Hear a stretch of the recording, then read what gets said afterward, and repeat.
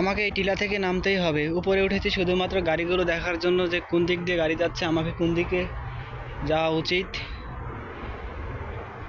তাহলে আমি হয়তো কোনো একটা গাড়ির সাহায্য নিতে পারবো এই মরুভূমি। না হলে জানি না আমি এখানে কতদিন আটকা পড়তে পারবো। ওই দূরান্তর দেখা যাচ্ছে একটি শহর।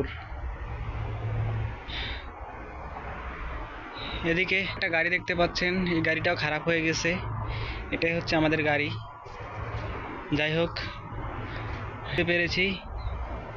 ওই দূরান্তরে কিছু গাড়ি যাচ্ছে, তবে গাড়িগুলো আমি যেতে যেতে গাড়ি, তবে ওই রোডটা দিয়ে কিছু গাড়ি আসতেছে, এই জন্য আমার ওখানে যাওয়া দরকার, আমি যাতে পরবর্তী গাড়িগুলো তো নিতে পারি।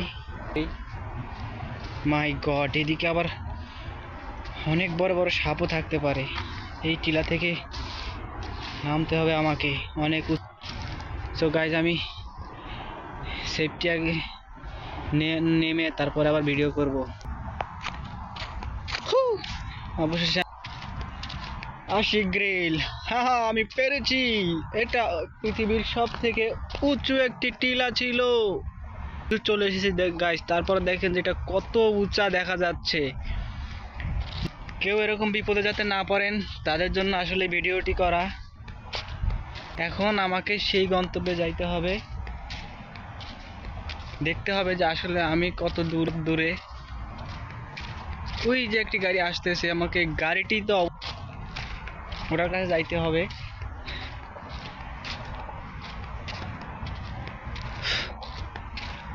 আমার মনে হচ্ছে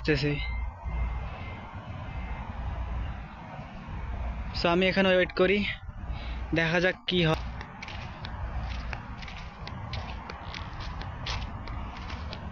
মরুভূমিতে কেউ পানি ছাড়া এভাবে একা কেউ বের হয়ে যাবেন না আসলে, তাহলে আপনাদের অনেক বড় একটা ভুল করবেন।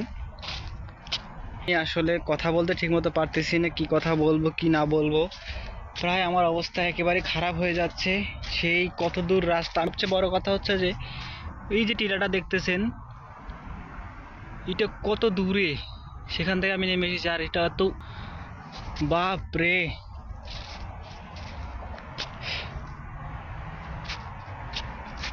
হারাইনে যাওয়ার ব্রিজ।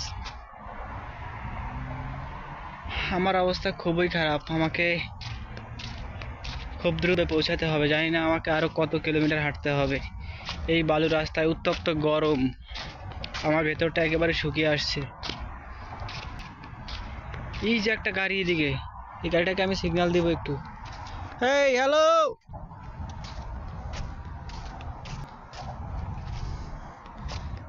আমার আসলে চিৎকার দিতেও ইচ্ছা করতেছে না, মনে হচ্ছে ভিতর থেকে সবকিছু ফেটে চলে আসবে। আসলে দুই তিনটা গাড়ি দুই তিন দিক থেকে যাচ্ছে, কোনটার কাছে যাওয়া উচিত?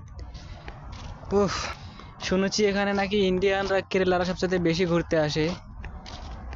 আমি প্রায় শেষের দিকে, আর পারছি না। মোবাইলের নেটওয়ার্কও পাচ্ছে। কোথায় চলে আসলাম আমি?